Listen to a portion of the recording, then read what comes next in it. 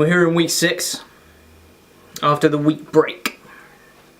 Did you miss me? What am I saying? Of course you missed me. In week 5, in our last match, we lost against the Accrington starter, and I filed an inquiry to complain about her play, about Ellie's play. The PPO came back, and they found that there was nothing wrong with what she was doing. And that is just an outrageous decision. It is so blatantly obvious, so plain to see what she's doing. But the PPL yet again makes another idiotic decision. The entire PPL is against me. So I'm a little bit pent up, a little bit angry. I need to vent, need to take out my frustration. Who am I going to take it out on? Well, that's going to be my opponent this week, OldManTup of Pittsburgh, Pirattatas. It doesn't matter what his team name is, okay? OldManTup came into this league as a replacement for Chaos in the Sky, who ran away because he was too scared to face me. So OldManTup has come in. But just because you're an old man, just because you're old and frail, just because you're new in the PPL, does not mean I'm taking it easy on you. I need to show you how brutal the PPL can be. You got a taste of that in your first match last week. And it's only going to be added on this week, Tup. I need to show you. I need to show you what the PPL can be. How brutal it is. You need to learn. And once again, just as we've taught the Osaka Eevees and the Cleveland Bros, we're going to teach Tup's team, the Pittsburgh, whatever they are, exactly what it means to be in the PPL and to fall under the wrath of NPR. So Tup, whatever fight you have, it doesn't matter. Because there's nothing you can do that will stop you from just crumbling. Alright, here we are. With the match against OldManTup and his Pittsburgh Pirate, whatever the hell their team name is. You can see that he brought Milotic, Metagross, Amoonguss, Mega Charizard X, Miss Magus, and Galvantula. And you should know what I'm bringing, because seriously guys, it's week 6, and you should really know to watch my team builder videos by now. So you can see he brought Sticky Web on Galvantula, most likely. That doesn't phase my team too much. The only thing that's going to really suffer is Shaman.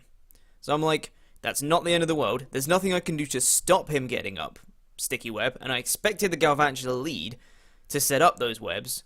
So what can I do in response to that? I am going to lead with my Hippowdon, and I'm going to get up rocks, because his only hazard removal that he brought is if he potentially brought Defog Mega Charizard X, which I don't think he has done.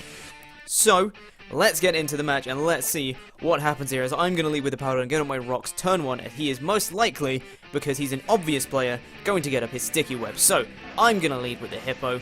Gloria is going to be an absolute beast, and he is going to lead with that Galvantula as expected. Now, he's going to get up the webs, because he is an obvious player, and I'm going to get up my rocks. They really hurt the Charizard, which is great. They can break any potential sashes that he might have, and it just helps wear things down. Now, I know I can take 2 energy balls with my investment, as long as he's not Specs, which is obviously not because he set up the webs. I can take that just fine. I'm going to break his sash with an Earthquake. And now, just in case he wants to get cheeky and switch out into Charizard or into his Miss Magus, I'm going to go for a Stone Edge, because I know I can take another energy ball. Hippo, Gloria's already done her job in this match, and that's set up rocks. So that's already done, so I don't mind if Hippo goes down here. Now I'm going to go for the Stone Edge, we connect, and that Galvantula is down. But Galvantula has also done its job in setting up Sticky Webs, but like I said, that doesn't worry my team too much. The only thing that's really going to suffer is Shaman, because it's Scarfed. Now, he's going to bring in the Miss Magus, and I'm like, I am not letting you set up a substitute for free, expecting my switch. That is not something I'm going to let you do, so I'm going to go for a Stone Edge, as he does go for the substitute. I'm like, no, no, no, I'm not having any of that, Mr. Tup. I am going to break your sub with a Stone Edge. Beautiful, I am not letting you set up a nasty plot in my face. I'm not having any of that. So now, attack me. don't get behind us up, attack me, take down Gloria, and I'll be much happier. So that's what happens, we break his sub. Now, after both of us get leftovers, he is in fact going to go for a Shadow Ball, and he is going to take out my Gloria, which is fine. Gloria did her job, she got up rocks, and everything is fine and dandy. Now, I'm going to pull a switch, or I'm just going to go straight into Dark Flat the Ampharos right now. And I know I can take any one hit from this thing, because it's not boosted, it's not enough to play it up. And I'm going to go for a Volt Switch, expecting the Amoonguss switch in. I want some kind of initiative right here. But he's just going to stay in and go for a Shadow Ball. And as I said, we can take that just fine. And I'm going to go for a Volt Switch. Specs Volt Switch from Ampharos, and this does huge damage. If I'd have stayed and gone for T-Bolt, that Miss Magus would have been dead. But now I'm going to go out into my Weezing, which I figured was the best thing to take a hit from this thing. Because with the Sticky Web, Miss Magus is actually going to be able to outspeed my Scarfed Shaman. So he's going to go for another Shadow Ball, and Miss Magus is going to stay in, as I take that just fine, and I'm going to go for a Flamethrower, and that Miss Magus is down, which is great. So 2 things down on his side, 1 down on mine, which is fine. Now he's going to bring in the Charizard. I'm like, okay, he's going to take 50% from rocks, but I know he could just roost that off if he has it. But I am going to pull my switch straight into my dedicated switch into Mega Charizard X, and that is my physically defensive Stoutland. Beercy here is going to show his beastly face, and he is going to get slowed by Sticky Webs, which doesn't really matter.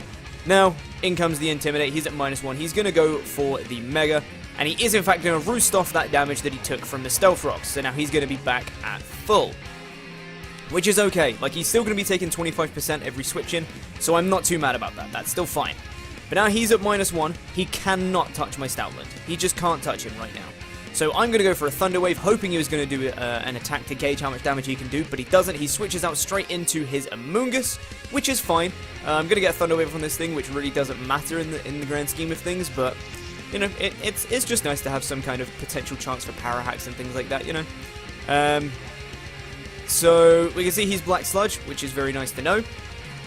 But now I'm going to switch out, expecting the Spore. I'm going to go straight into my Weezing, because I do have the safety goggles on him, as he does go straight for the Spore. And I'm like, perfect, this is going absolutely to plan, exactly how I wanted. Now, I did not expect him to stay in, because I'd already revealed Flamethrower, so I'm going to go for a Sludge Bomb, expecting the switch potentially into my Milotic, which is exactly what he does. I was hoping for a Poison here.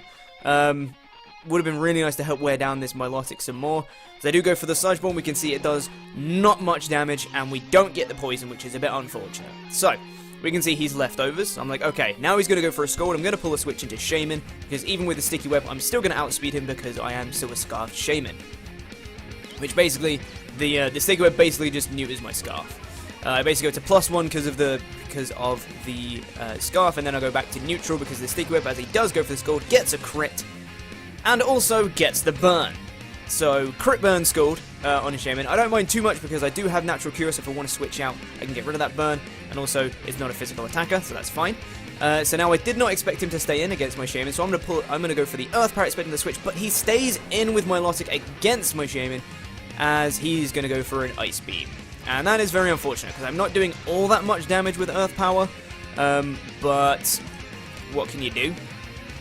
And at this point, I'm just going to go for another Earth Power again, because it's going to help wear down the Milotic to the point where Ampharos can come in and he can revenge his Milotic. He can just take it out, which would be great. But after this next Earth Power, he does in fact go for the Recover, which is a little bit annoying. Means that I'm going to have a much harder time trying to wear this thing down. Now at this point, I know Shaman's going to go down to the Burn next turn, so I could have switched out to try and preserve it, but I didn't want to run the risk of him not going for a Recover this turn and going for a Scald, so I am going to stay in and sack off Shaman. If I was him, I probably would have recovered there to be at full health, but he is going to go for the Scald, and he is going to take out my Shaman, which is okay. Shaman's main job was to deal with my Milotic, but it's okay because at this point now, I'm going to bring in Dark Flat the Ampharos, and I am Specs, and I'm not messing around now. I'm going for Thunderbolt. Now, unfortunately, I did speed creep this Milotic with this Ampharos, but because of the Sticky Web, it's not going to matter, and he is going to be able to get the Scald against me, but he doesn't burn. We're going to come in with the Specs, Thunderbolt, and Dark Flat. Boom! Just straight up takes out Milotic.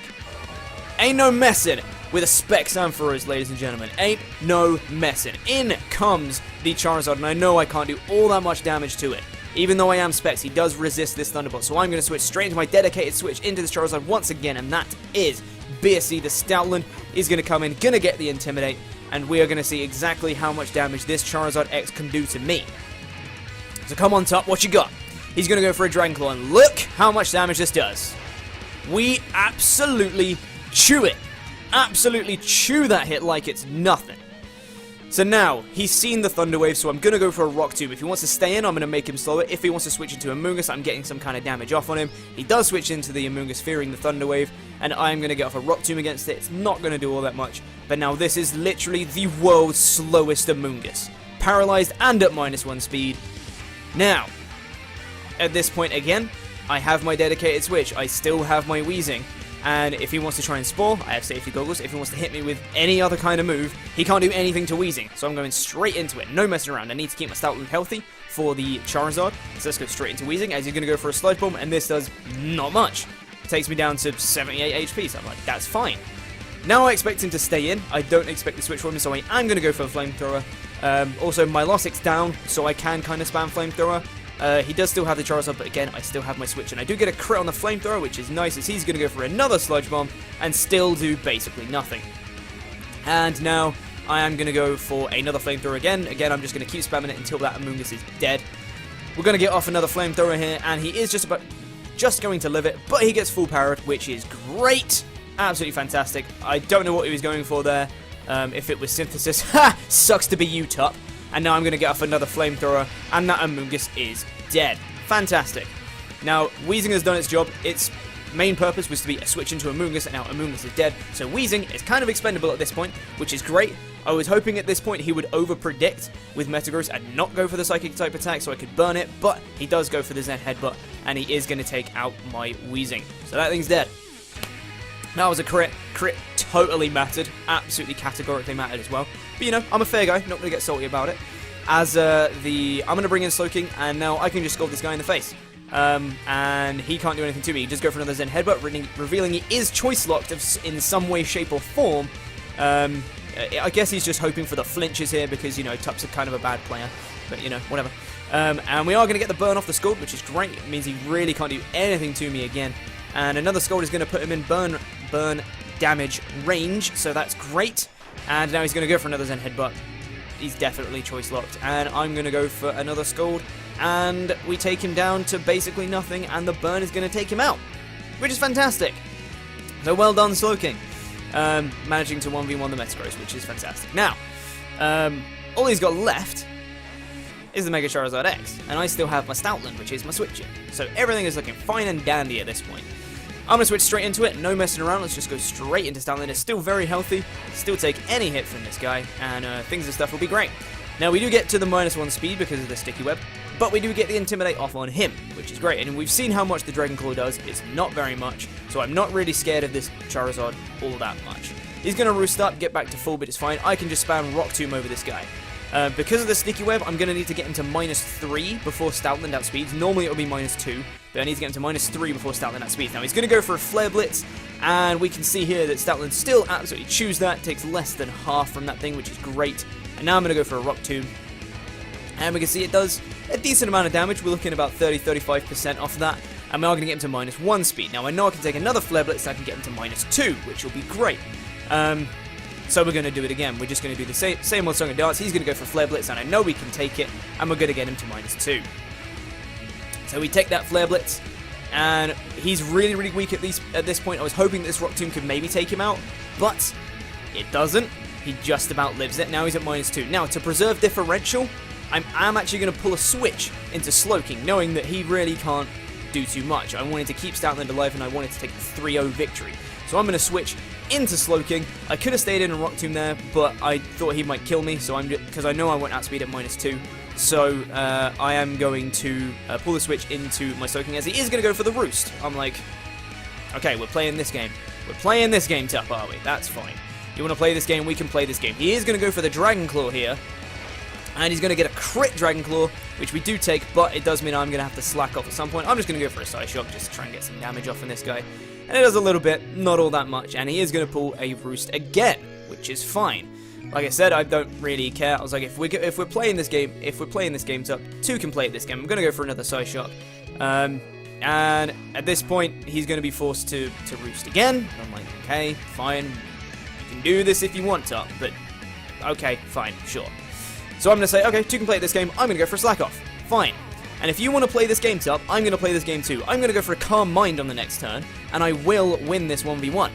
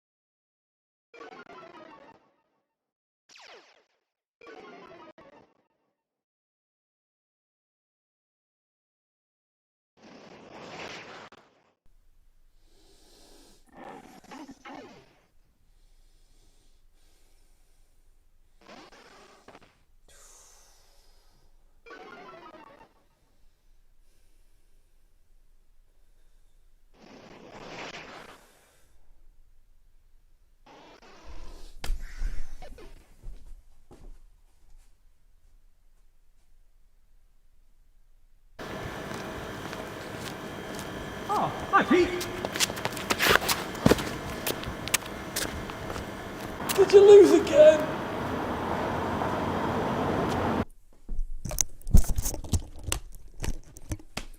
Right. Belly Drum. You have the audacity. You have the audacity to use my favourite set of all time, Belly Drum Mega Charizard X, against me?